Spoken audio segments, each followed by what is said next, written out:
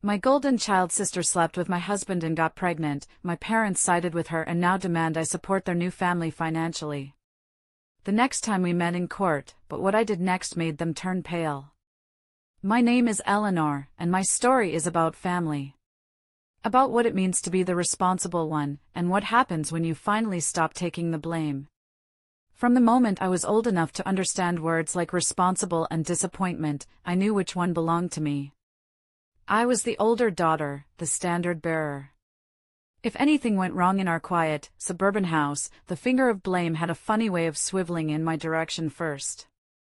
It was like a magnetic pull, and I was the North Pole of every problem. Meanwhile, my younger sister Chelsea seemed to float through life with a halo only my parents could see. Chelsea was 3 years younger than me, but that small gap felt like an entire universe. She was the golden child, the one whose mistakes were seen as charming quirks, whose carelessness was just a sign of a free spirit, as my mother liked to say. I remember one afternoon when I was about 10. Mom had this porcelain vase she adored, a delicate thing with painted bluebirds that sat on the mantelpiece. I was in the living room reading a book, and Chelsea was chasing our cat around, giggling. I told her to be careful, but she just laughed. A moment later, there was a crash. The vase was in 100 pieces on the floor. When my mother walked in, her face fell. Chelsea immediately burst into tears. I opened my mouth to explain, but my father walked in right behind my mother, took one look at the scene, me, standing frozen, and Chelsea, sobbing on the floor, and his gaze hardened on me. "Eleanor," he said, his voice laced with that familiar disappointment. "You're the older sister. You should have been watching her. You know better." I was grounded for 2 weeks. Chelsea got ice cream to calm her nerves. I tried to argue, to explain that I was just reading, but it was useless. Their minds were made up. I was the responsible one, so the failure of responsibility had to be mine. It was a perfect, simple equation that defined my childhood. If we both left dirty dishes in the sink, I was the one who got the lecture about hygiene and setting an example. Chelsea got a soft sigh and a gentle reminder about being more mindful. Sometimes, I honestly wondered if we were living in 2 different households that just happened to share the same address. But the night that still burns in my memory, the one that really cemented our roles for good, happened when I was 16. Chelsea was 13. We'd both snuck out to a party at a senior's house, the kind of party you feel so grown up just for being invited to. We huddled in my bathroom mirror beforehand, giggling as we lined our eyes with clumsy, thick eyeliner. We came home at 1 in the morning, convinced we were masters of stealth.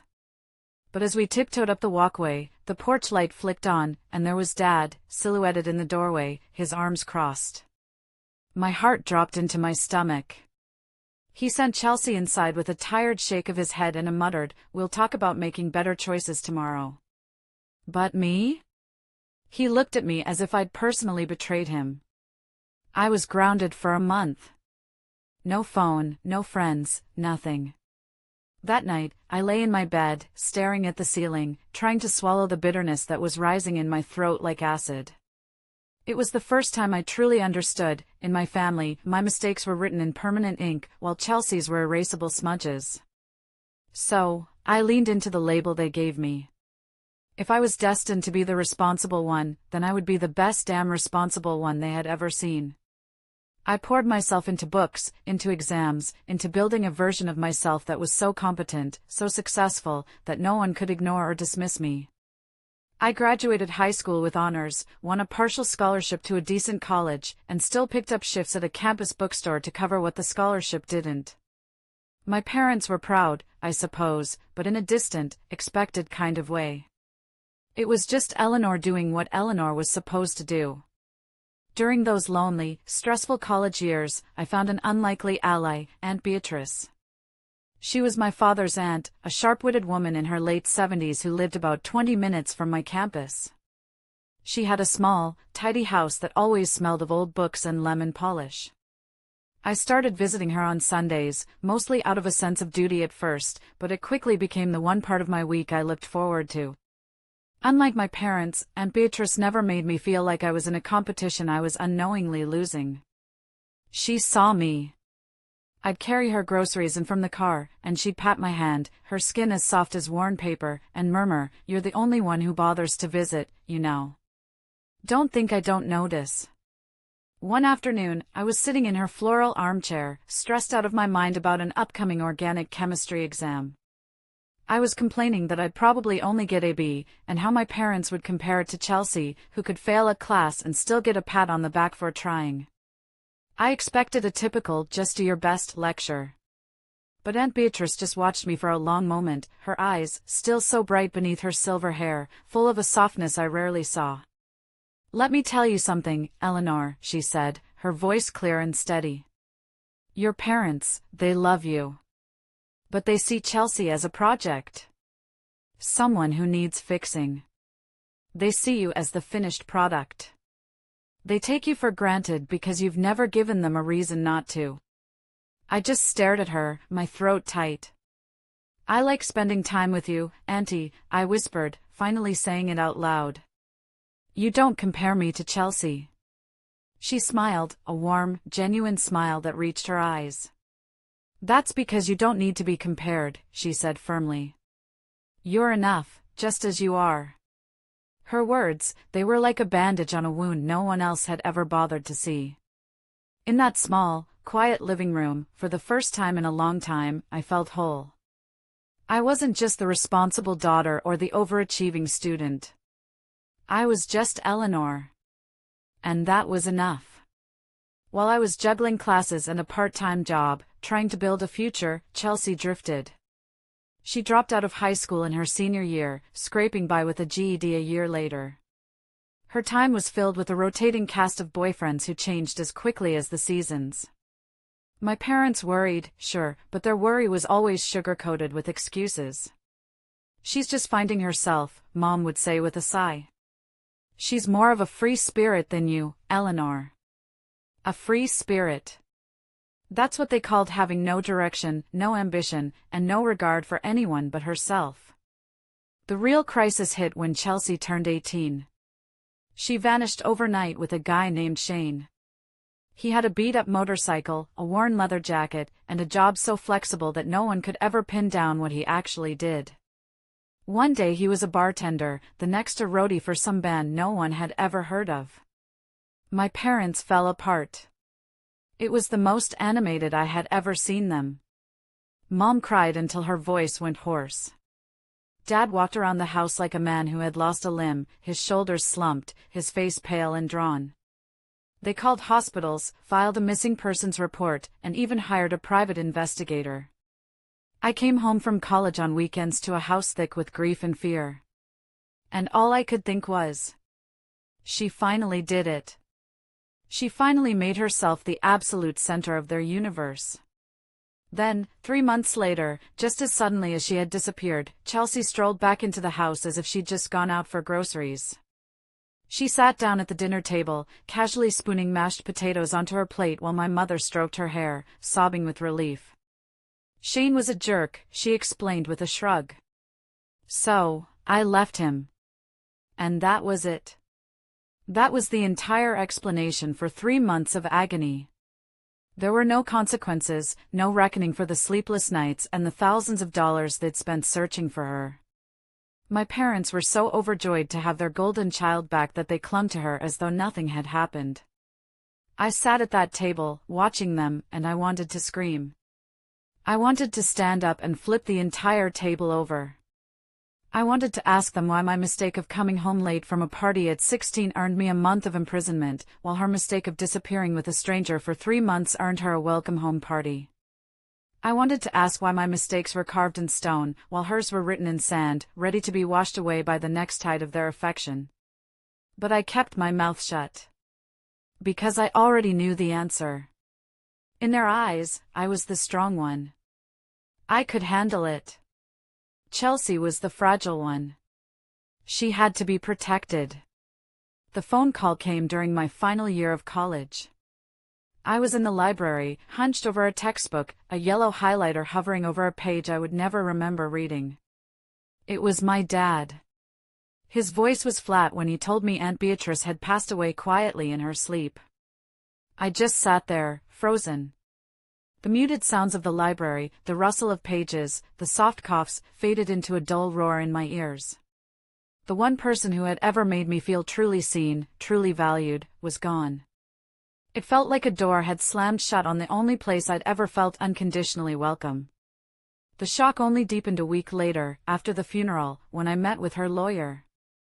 He was a kind, older gentleman who spoke in a soft, measured tone. He explained that Aunt Beatrice had updated her will a year prior. She had left everything, her modest house, her savings, her carefully kept accounts, to me. The total inheritance was about $150,000. When I told my mother over the phone, her reaction wasn't grief for her aunt or happiness for me. It was pure, unadulterated suspicion. There was a long silence, and then she asked, her voice thin and tight, "She left it all to you?" "Yes," I whispered, my throat still tight with grief. "The lawyer said she made the changes last year." Another pause. Then she sighed, a sound heavy with implication. "Well," she said, and her tone wasn't one of admiration. It was an accusation. "You were always her favorite." As if I'd somehow manipulated a sweet old woman into writing me a check. The truth was much simpler. I had been there. I had visited, I had listened, I had cared. They had barely shown up except for holidays. When Chelsea found out, her jealousy was a sharp, ugly thing. She didn't bother to hide it. I was visiting home a few weeks later, and she cornered me in the kitchen. "That's so unfair," she snapped, her arms crossed tightly over her chest. "You get a college degree and now a pile of money. What about me?" Years of bitterness clawed their way out of me before I could stop them. "What about you, Chelsea?" I shot back, my voice shaking. "You had the same chances I did. You had parents who would have paid for anything you wanted. You just didn't take them." Her face twisted into a sneer. "You think you're so much better than me, don't you?" Before I could answer, Dad cut in from the doorway. "Girls, that's enough," he said, his voice firm. Then he looked at me. "Eleanor, don't be so harsh. Your sister is just trying to figure things out." It was always the same. Chelsea was figuring things out. I was just supposed to have it all together. I drove back to campus that night, my hands gripping the steering wheel. But this time, something was different. I wasn't just swallowing bitterness. I was feeling a spark of resolve. Aunt Beatrice had left me more than money, she had left me a choice. I found a note she'd once tucked into a book she gave me. Her elegant handwriting looped across the page. "Don't let anyone else decide your future, Eleanor. Trust yourself." That's when I made my decision. I wasn't going to let this gift be a down payment on a house my parents approved of. I was going to bet on myself. For months, I'd been sketching out a business plan for a small consulting service to help local businesses streamline their operations. The inheritance was my chance to make it real. When I told my parents my plan, they looked horrified. "That money could be a down payment on a house, Eleanor," my mother said, her brow furrowed with worry. "Or you could save it for your future," Dad added, his tone implying my plan was the most reckless thing he'd ever heard. "Starting a business is too risky." I looked at them, my back straight, my voice steady. "I've done the research. I know what I'm doing." They exchanged that familiar look, the one that was half pity, half disapproval. But this time, they couldn't stop me. It wasn't their decision to make. The first year was brutal. It was 18-hour days fueled by cheap coffee, stacks of rejections, and meals eaten out of takeout boxes while I was hunched over spreadsheets on my tiny apartment floor. There were nights I cried into my pillow, convinced I'd made a colossal mistake and that my parents were right all along. But I kept going, driven by Aunt Beatrice's memory and a desperate need to prove everyone wrong. Slowly, painfully, the tide began to turn. A small bakery became my first client. Then a local garage. By the end of the second year, I had my first employee and a tiny office that wasn't also my bedroom. By year 5, I had a real office, a small, dedicated team, and a reputation for being one of the best consultants in the city. That's when I met Graham. He worked in the IT department of one of my client companies, tall, steady-eyed, with a quiet wit that caught me off guard during project meetings. After weeks of professional interactions, he caught me in the hallway one afternoon. "I've been working up the courage for weeks to ask you this," he admitted, a slight blush creeping up his neck. "Would you want to get coffee sometime?" I laughed, a real, genuine laugh. "And here I thought you were just really enthusiastic about network security." He smiled, and it was the kind of smile that made my shoulders unclench for the first time in what felt like years. After so long focusing only on survival and success, it felt strange and wonderful to be seen as more than just a business owner, more than just the responsible one. With Graham, I could just be Eleanor. I could breathe. 2 years later, he knelt on one knee on a windy cliffside overlooking the coast and asked me to marry him. The wedding was a beautiful, hazy blur of autumn leaves and happy tears. For the first time, I felt like the universe was finally balancing its scales in my favor. Not long after, a big project came up that required Graham to travel constantly. We both hated it. Around the same time, my own company was expanding, and I desperately needed an operations director.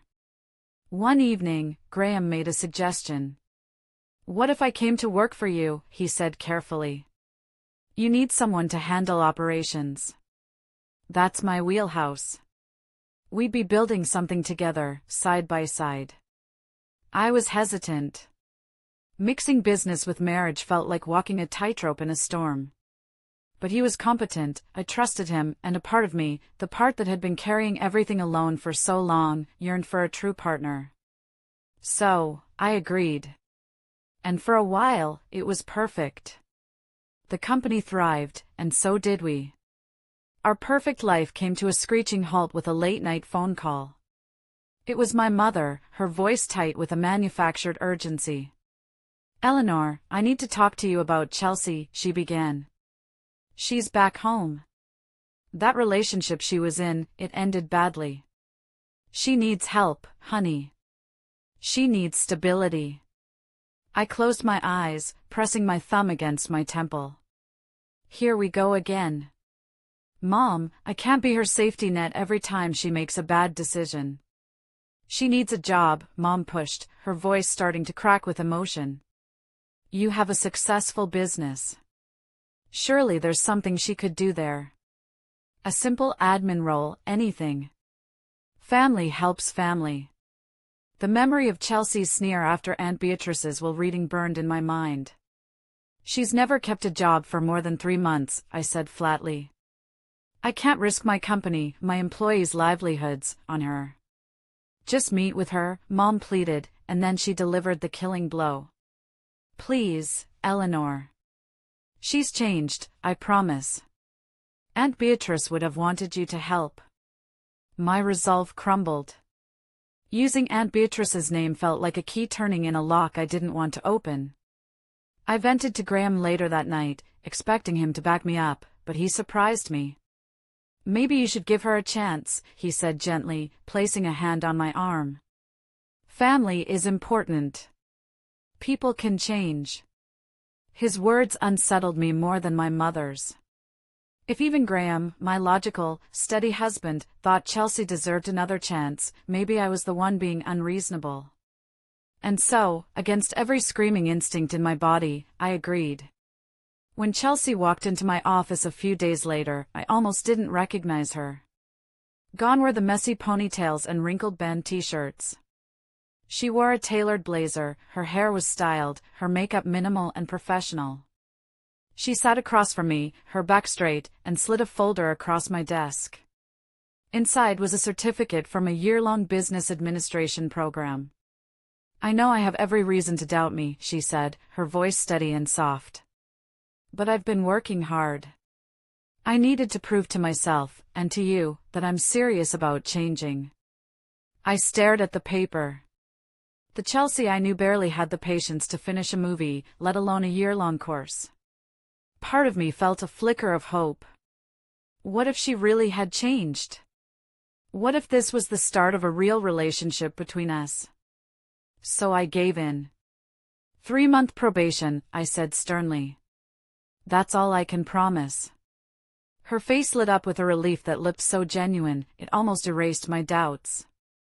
Thank you, Eleanor, she said, her eyes shining. I won't let you down.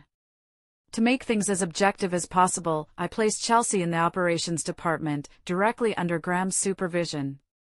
It seemed like the safest bet. He was fair, professional, and he'd see through any laziness immediately. To my genuine surprise, the first few weeks passed without a single incident.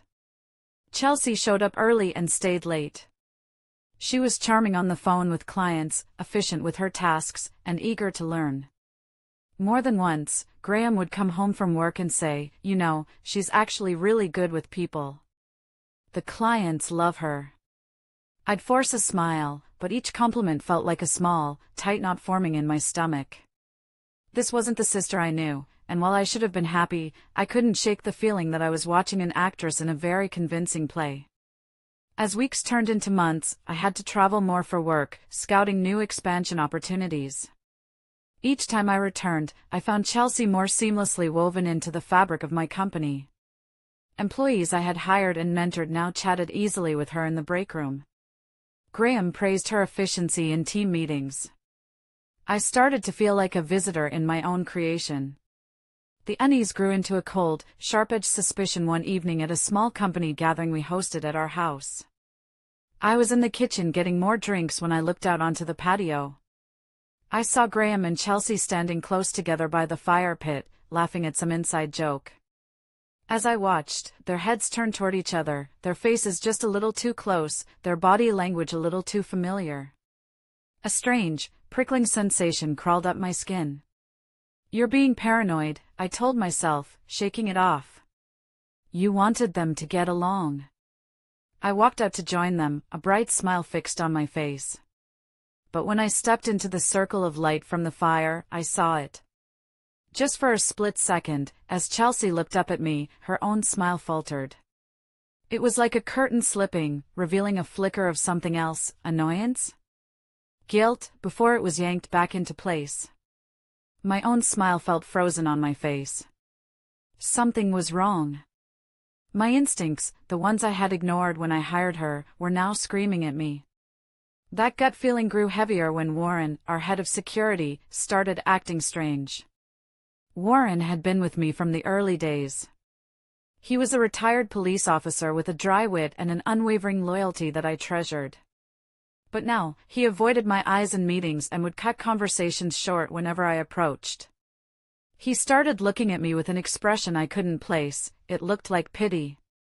One night, long after everyone else had gone home, I called him into my office and closed the door.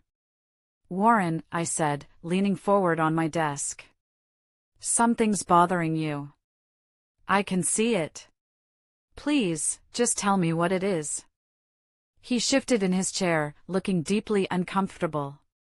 He hesitated for a long moment, then finally met my eyes. "Ms. Wynne."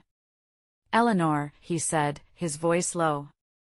"You need to see something from the security footage." A chill crept up my spine like a spider. "Show me." He pulled out his tablet, his fingers seeming to tremble slightly as he tapped the screen. He handed it to me without a word. The screen lit up with a familiar view, the main hallway outside the conference rooms, time-stamped from 2 weeks prior. And then I saw them. Graham and Chelsea, walking side by side, laughing. His hand casually brushed against hers. Her face tilted up toward his. And then, my world stopped. They were kissing. Not a peck. A deep, passionate kiss, pressed up against the wall of the company I had built from nothing. Then they slipped into the adjacent storage room, and the camera's view was empty again. My mouth went dry. My vision swam. I couldn't breathe. My fingers felt numb as Warren, his face grim, swiped to another clip. Different day, different corner of the office. Same betrayal. He swiped again. And again. It was a highlight reel of my husband and my sister, under my roof, in my company, destroying my life, clip by devastating clip. How long? The question came out as a strangled whisper I barely recognized as my own. Warren's voice was heavy with sorrow. I checked the archives. At least 3 months, he said quietly. I'm so sorry, Eleanor. The tablet felt like it was burning my hands. All those late nights Graham claimed to be working, all those glowing reports about Chelsea's performance, it was all a lie. My husband and my sister. The world tilted beneath me, and I felt myself free-falling into a black, empty space. I drove home in a complete haze. I don't remember the traffic or the route. All I remember is gripping the steering wheel so tightly that my knuckles turned bone white, the skin stretched thin over them. Every stoplight, every mile marker, was just another moment for the images to replay in my mind on a torturous loop. Graham's hand on the small of Chelsea's back, Chelsea tilting her head up to look at him with an expression of adoration she had never, ever given me. When I walked through the front door, the smell of garlic and tomatoes hit me. Graham was in the kitchen, humming along to the radio as he stirred a pot of pasta sauce. The sheer, blissful domesticity of the scene made bile rise in my throat. Hey, you're home early, he said with that easy, familiar smile that I now knew was a complete lie. I didn't answer. I just walked over to him, pulled out my phone, and pressed play on the first video Warren had sent me. I turned the volume all the way up. The sound of their shared laughter filled our kitchen, bouncing off the clean countertops and stainless steel appliances. Graham froze, his hand still holding the wooden spoon mid-stir. His eyes locked on the tiny screen, and every ounce of color drained from his face. The charming smile vanished, replaced by a mask of pure panic. Eleanor. He stammered, his voice suddenly weak. Lisa, I can explain. Explain what? My voice trembled, a terrifying cocktail of fury and heartbreak. Explain how you've been sleeping with my sister in the hallways of my company? The company that pays your salary? He set the spoon down with a clatter and reached for me. It was a mistake. It didn't mean anything. Don't you dare touch me, I snarled, stepping back as if his hands were on fire. He opened his mouth again, probably to spin another web of lies, but I cut him off. A raw, guttural scream tore its way out of my throat, so loud and full of pain that my throat burned. It was the sound of years of betrayal, of being second best, of trusting the wrong people, all erupting at once. His mouth snapped shut. He looked at me, truly looked at me, and for the first time, he saw that there were no more chances. No more explanations. Pack your things, I said, my voice eerily calm after the scream. And get out. You're done here. Both of you. You're fired. He just stared at me for a moment, his lips parted. Then, he closed them, gave a single, defeated nod, and turned to walk upstairs. He knew. There was no room left to argue. That night, I sat at my desk, my hands shaking so badly I could barely type, and I drafted their termination papers. The cruelest irony was signing my own husband's name on the line that officially ended his career at my company. The next day, my phone started ringing off the hook. It was my mother. I ignored her calls, but she was relentless, calling again and again until I finally answered, my patience worn to a thread. What is going on, Eleanor? She demanded, no hello, no preamble. Graham's at our house with a suitcase. Chelsea won't stop crying. You need to come over here right now and fix this. Fix this. The audacity of it almost made me laugh, a hysterical, broken laugh. Did you know? I asked quietly, the question hanging in the air between us. Her silence was my answer. It said everything. When I arrived at my parents' house that evening, it was exactly as I'd pictured. They were all there, waiting for me in the living room, my mother, my father, Chelsea, and Graham. The four people who should have been my foundation now looked like a panel of strangers waiting to ambush me. Without saying a word, I walked over to their large-screen TV, connected my phone, and played one of the videos. The screen lit up with the image of Graham and Chelsea kissing passionately, her hand tangled in his hair. My mother gasped theatrically. My father stared at the floor, refusing to look at the screen. Chelsea covered her face and began to sob loudly. "How could you all betray me like this?" My voice cracked on the last word. For a moment, the room was heavy with what I thought was guilt.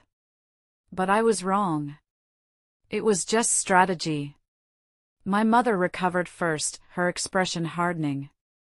"Eleanor, nobody meant to hurt you," she said, her voice devoid of any warmth. "These things happen. People fall in love unexpectedly." Chelsea lifted her tear-streaked face, and in a voice trembling with practiced fragility, she whispered, "We didn't want it to happen. We couldn't stop it. Graham and I, we're in love." Graham reached over and took her hand, a gesture of solidarity that made my stomach churn. And then, Chelsea delivered the line that split my world in two. "I'm pregnant." The air left my lungs. "What?"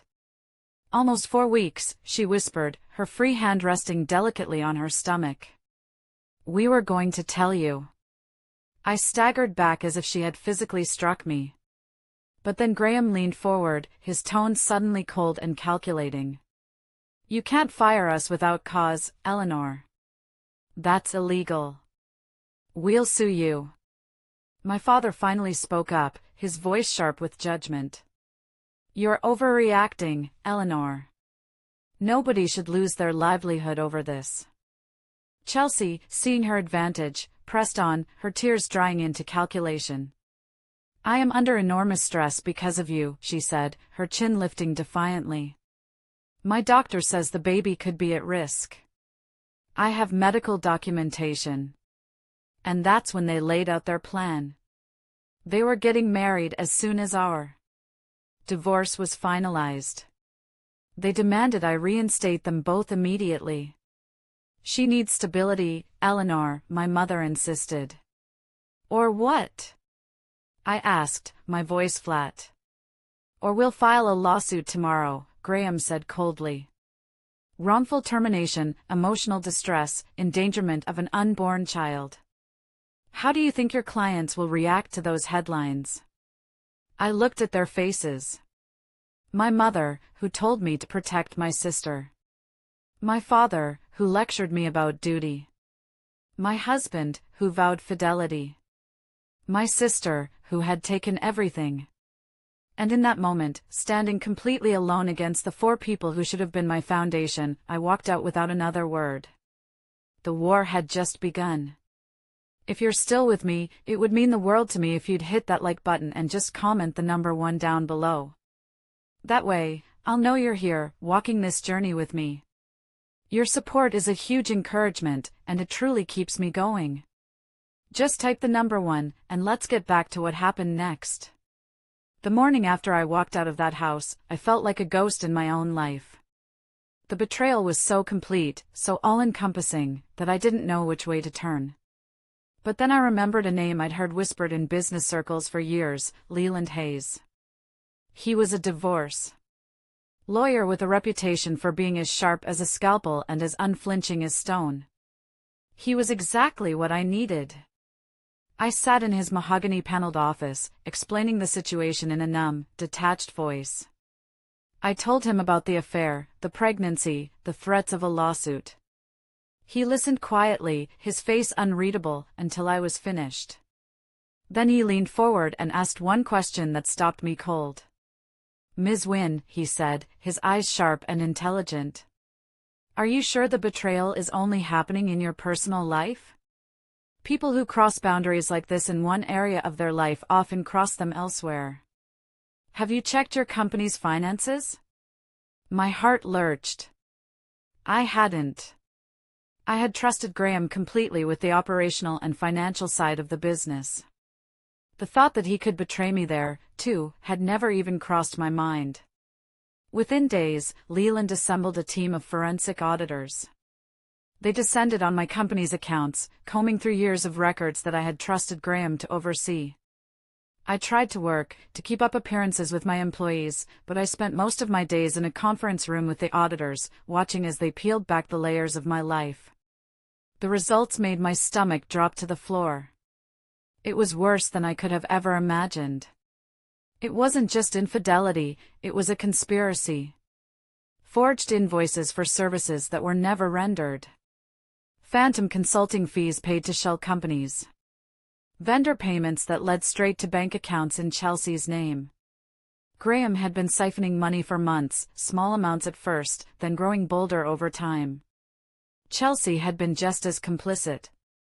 She had padded her expense reports with luxury clothes, spa treatments, even a business trip to Miami that coincided with a music festival.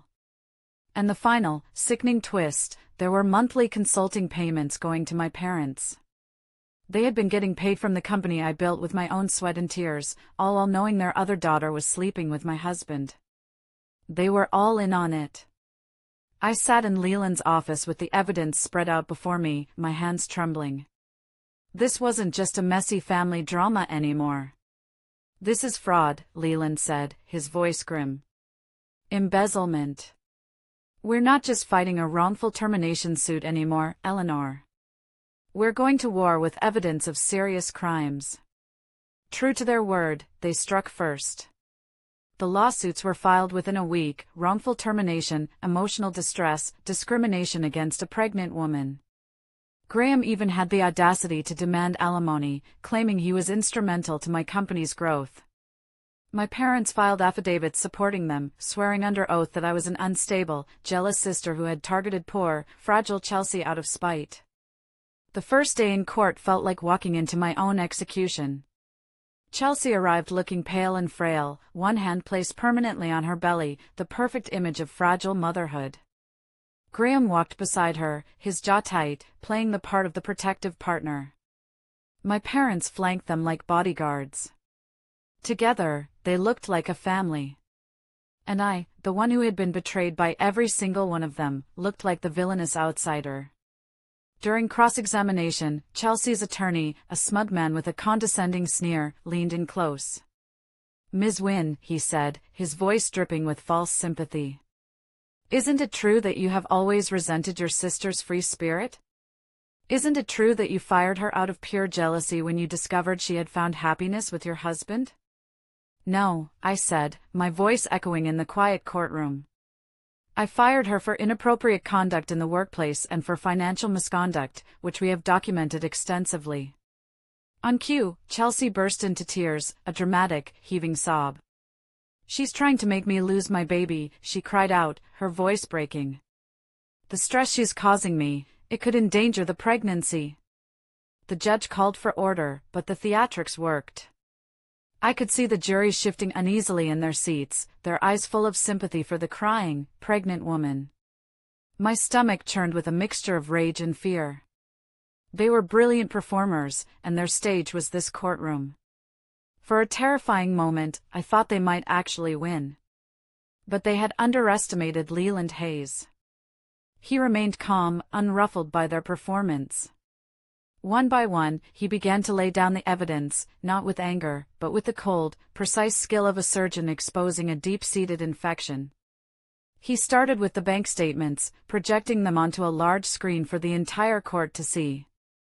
He showed the illegal fund transfers, the payments to shell companies, the direct deposits into Chelsea's and my parents' accounts.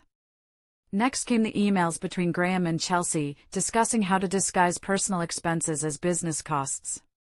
Then came the authenticated security footage, leaving no doubt about the inappropriate conduct.